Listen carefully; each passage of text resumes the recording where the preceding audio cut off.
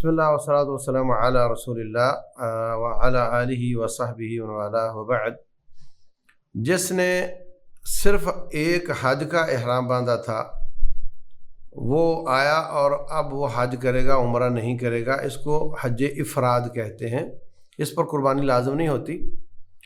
और जिसने ये नियत की थी कि मैंने एहराम बांधना है और उम्रे के बाद खोलना नहीं, और कुर्बानी भी वो साथ लाया था और हज करके ही खोलना है, इसको किरान कहते हैं। और इसमें शर्त है कि वो कुर्बानी साथ लाया हो, वहाँ आकर ना खरीदे।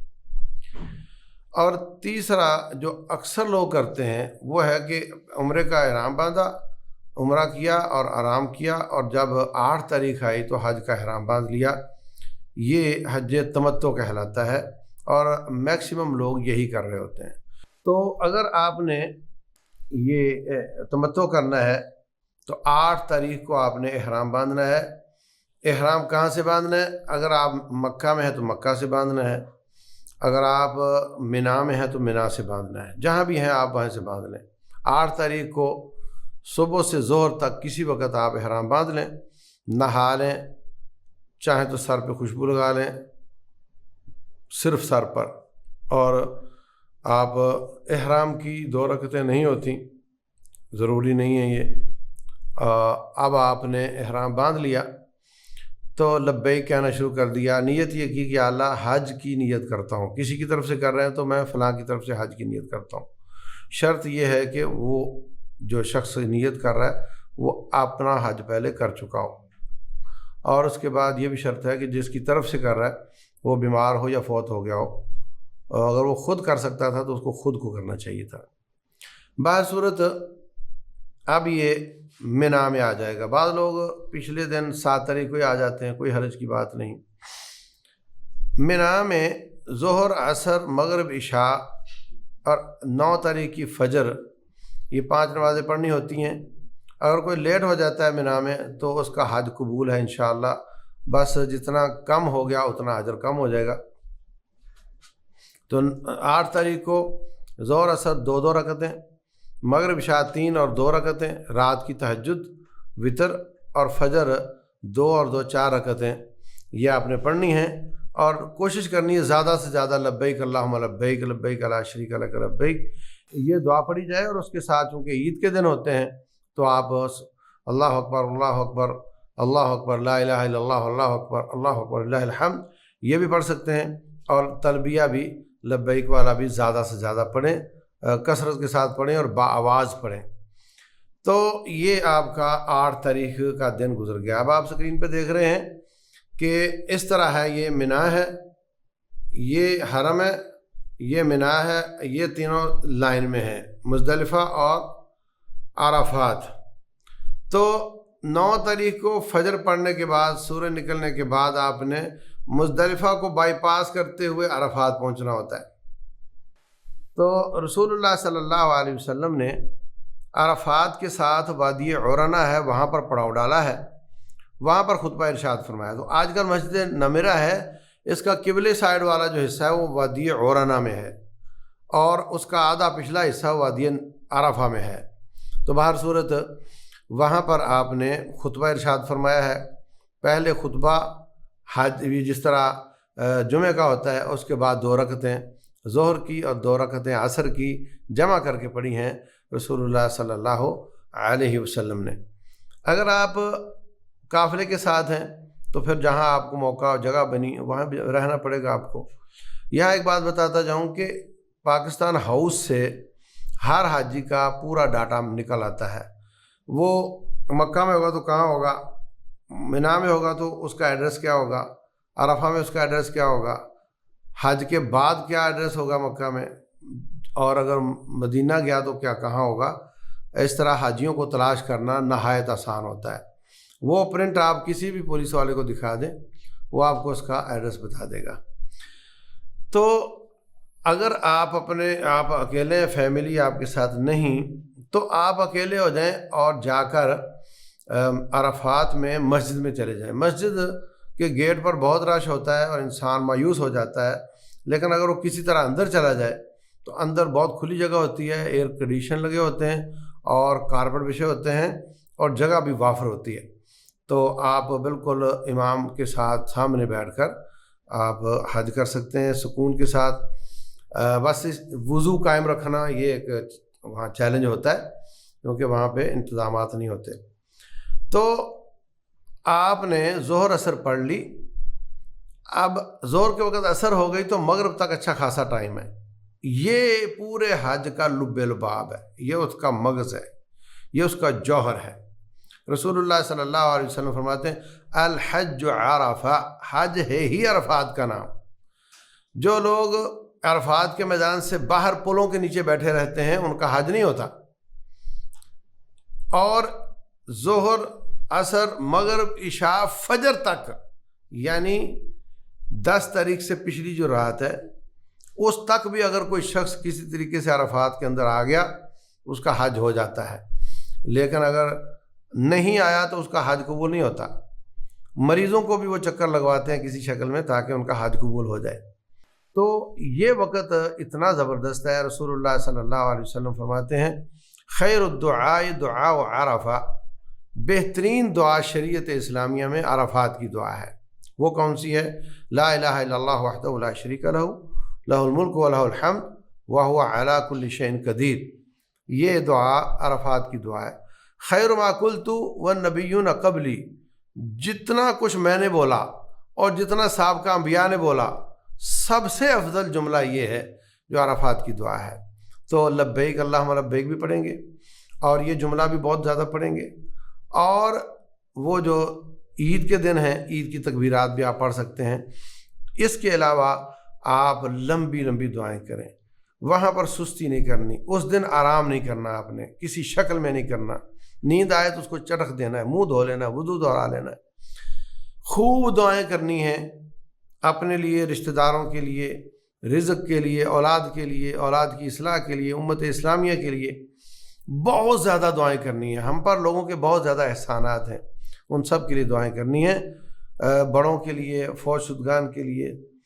تو کثرت سے دعائیں کریں، اپنے لیے اپنے گناہ معاف کروائیں۔ رسول اللہ صلی اللہ علیہ وسلم فرماتے ہیں اس دن شیطان اتنا ذلیل دیکھا جاتا ہے جتنا کبھی نہیں دیکھا جاتا، کہ میں نے جس بندے کو گناہ کرواتے کرواتے محنت کی دن رات اور 60 سال سے گناہ کروا رہا تھا، اس کو اللہ نے معاف کر دیا، اس کے سارے گناہ معاف ہو گئے اور میری ساری کمائی کھٹائی میں پڑ گئی۔ بہت ذلیل ہوتا ہے۔ تو ہم نے اس دن خوب محنت کرنی ہے اور بہت زیادہ دعائیں کرنی ہیں، بہت زیادہ رابطے گھر میں نہیں کرنے، ٹیلی فون پر، فیس بک پہ، اس پہ نہیں وقت گزارنا۔ اتنا میسج کر دو گھر میں کہ میں خیریت سے پہنچ گیا ہوں، بس۔ باقی اپنے رب سے باتیں کرنی ہیں، یہ موقع بار بار نہیں ملتے۔ تو آپ نے اس میں بہت محنت کرنے کے بعد جب مغرب کا وقت ہو جائے گا تو اب آپ نے وہاں سے واپسی کا راستہ لینا ہے۔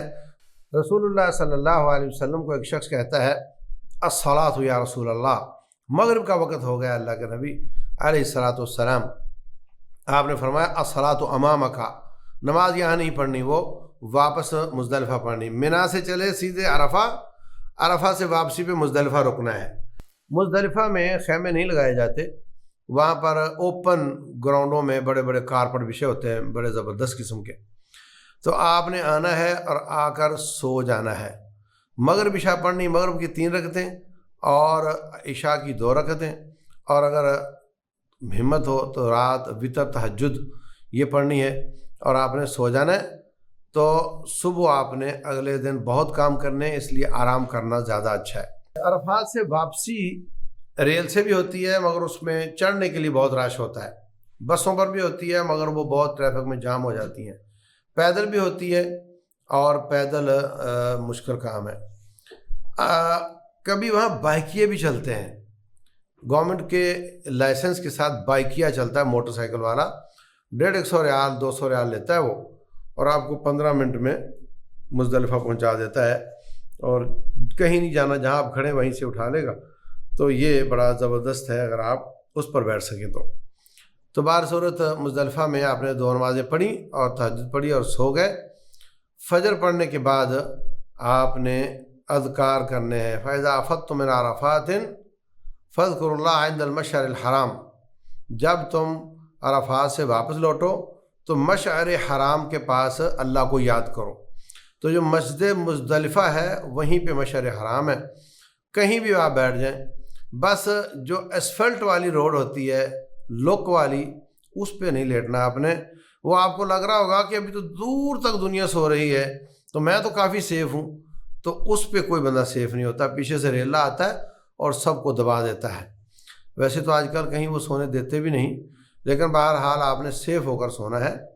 اور صبح اٹھ کر فجر کے بعد صبح شام کے اذکار اور لبیک والا جملہ اور جو عید کی تکبیرات ہیں یہ کثرت سے کرنی ہے، دعائیں کرنی ہے یہاں تک کہ سورج چڑھ جائے۔ اس کے بعد اب عید کا دن آ چکا ہے، آپ نے 4 کام کرنے ہیں۔ جو مسنون ترتیب ہے وہ یہ ہے کہ آپ وہاں سے آئیں، مینا آ جائیں۔ یہ آپ دیکھ رہے ہیں مینا میں 3 جمرے ہیں۔ پہلے جو جمرے ہوتے تھے وہ ایک پلر کی طرح ہوتے تھے، اور اب جمرے کو 70-72 فٹ چوڑے ہیں، دیوار ہے۔ تو مینا سے آئیں تو پہلا جمرہ چھوٹا چھوڑ دیں، اگلا درمیانہ بھی چھوڑ دیں۔ جو مکہ کی طرف تیسرا جمرہ ہے وہ بڑا جمرہ ہے، جمرۃ العقبہ، اس کو آپ نے 7 کنکریاں مارنی ہیں۔ کنکری کیسی ہو؟ اتنی سی ہو، بڑے چنے جو پھولے ہوئے ہوتے ہیں اتنی سی ہو۔ کہاں سے اٹھانی ہے؟ جہاں سے چاہیں اٹھا لیں، ان کو دھونا ضروری نہیں۔ جو لوگوں نے وہاں پھینکی ہوتی ہیں مارنے والوں نے، وہاں سے بھی اٹھا سکتے ہیں آپ۔ اور وہاں پر آج کل رش نہیں ہونے دیتے، کوئی معذور ہو ویل چیئر پر بھی ہو تو وہ کنکریاں مار سکتا ہے۔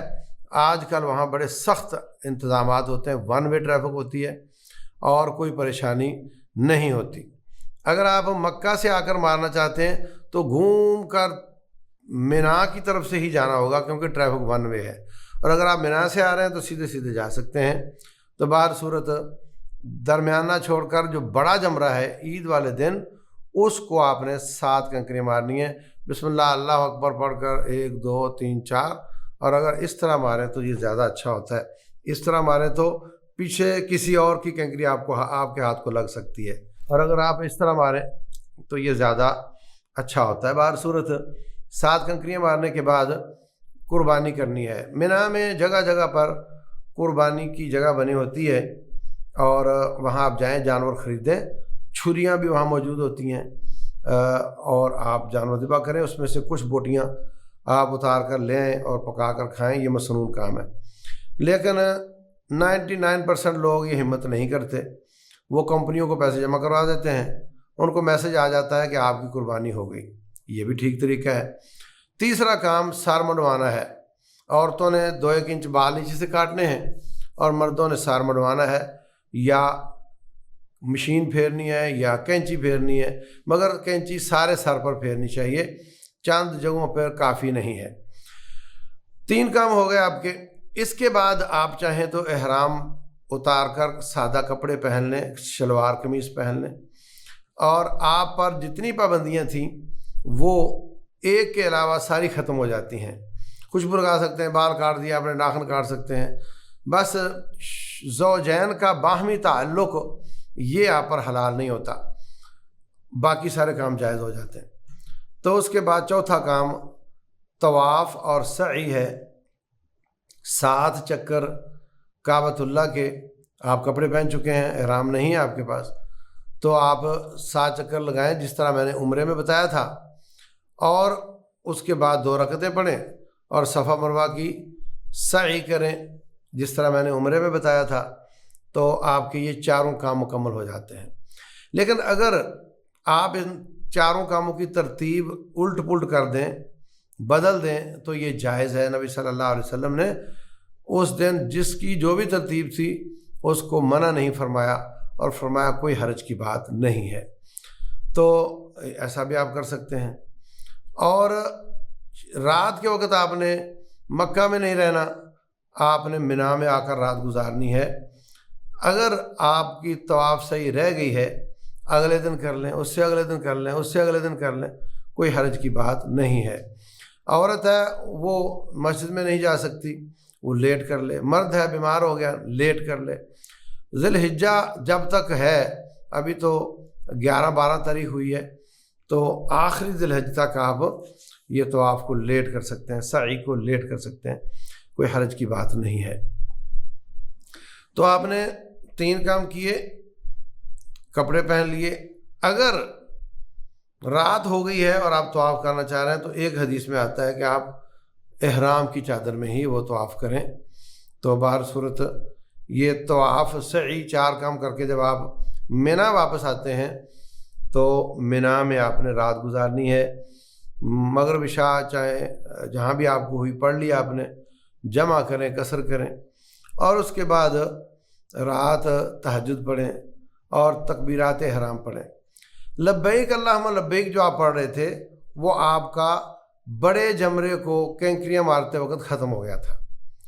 جب آپ مینا آئے تھے عید والے دن تو پہلے 2 جمروں کو چھوڑ کر تیسرے کو آپ نے کینکریاں مارنی شروع کی تھیں، 7 کینکریاں۔ اس وقت لبیک والا جملہ مستقل طور پر ختم ہو گیا تھا اور باقی تکبیرات اور سبحان اللہ، الحمدللہ، اللہ اکبر، لا الہ الا اللہ، وہ باقی اذکار آپ کے چلتے رہیں گے۔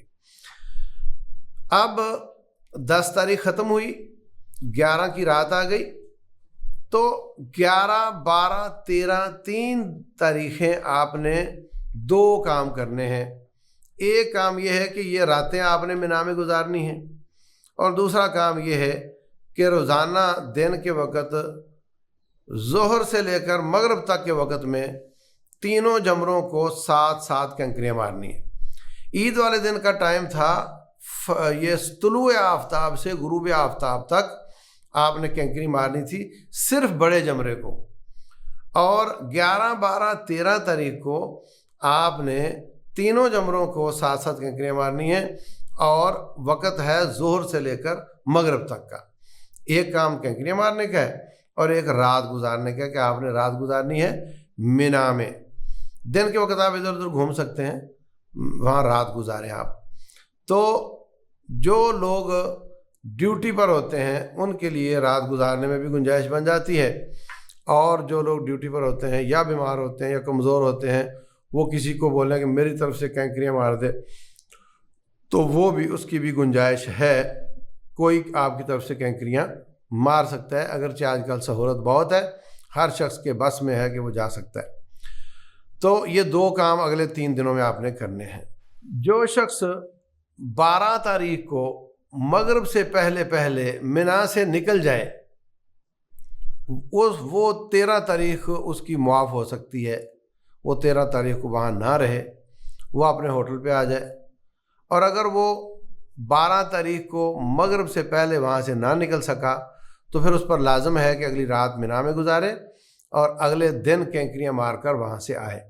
نبی صلی اللہ علیہ وسلم نے 3 دن وہاں گزارے ہیں، آج کل 95% لوگ 2 دن گزارتے ہیں۔ اللہ تبارک و تعالیٰ فرماتے ہیں فمن تعجل فی یومین فلا اثم علیہ ومن تأخر فلا اثم علیہ لمن اتقى، جو وہاں 2 دن گزارے اس پر بھی کوئی گناہ باقی نہیں رہتا، اور جو 3 دن گزارے اس کے بھی سارے گناہ معاف ہو جاتے ہیں، یا اس پر بھی کوئی حرج نہیں ہے جو وہاں سے تقوی کا زاد راہ لے کر آتا ہے۔ تو بہر صورت اس طریقے سے آپ کا حج مکمل ہو جاتا ہے۔ اس کے بعد ایک کام ہے کہ جب بھی آپ نے مکہ چھوڑنا ہے آپ نے طواف کرنا ہے، 7 چکر اور 2 رکعتیں نماز اپنے کپڑوں میں۔ جب بھی آپ نے مکہ چھوڑنا ہے، فلائٹ آپ کی ظہر 2 بجے آپ نے مکہ سے نکلنا ہے، اور 5 بجے شام کی فلائٹ ہے مثال کے طور پہ، یا 6 بجے کی فلائٹ ہے، تو آپ نے 2 بجے مکہ سے نکلنا ہے، تو آپ 4 گھنٹے پہلے طواف کر لیں۔ لیکن ایسا نہیں کہ کل فلائٹ تھی اور آج آپ نے طواف وداع کر لیا، کل آپ نے مکہ چھوڑنا تھا، تو پھر وہ وداع نہیں ہوگا۔ وداع کا معنی ہے کہ آخری کام آپ کا طواف ہو، تو مکہ چھوڑنے سے 5-4 گھنٹے پہلے آپ وہ طواف کر لیں تو آپ کا طواف وداع ہوگا۔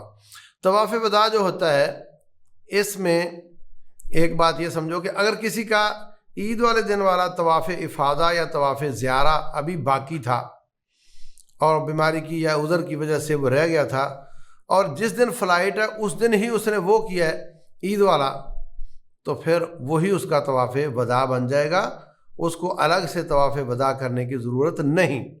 اسی طریقے سے جو بندہ مرد بیمار ہو گیا یا عورت کو وہ دن آ گئے یا اس طریقے سے وہ اب طواف کے لائق نہیں رہی تو ان کو بھی طواف وداع معاف ہو جاتا ہے۔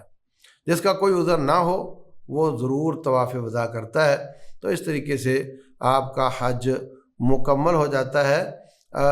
اللہ تبارک و تعالی سب کو وہاں جانے کی توفیق دے، نیتیں خالص کرے، حلال کمائی کی توفیق دے، شرک سے بچنے، توحید کو اپنانے کی توفیق دے تاکہ ہماری تمام عبادات قبول ہوں۔ واللہ اعلم وصلی اللہ وسلم وبارک علی نبینا محمد۔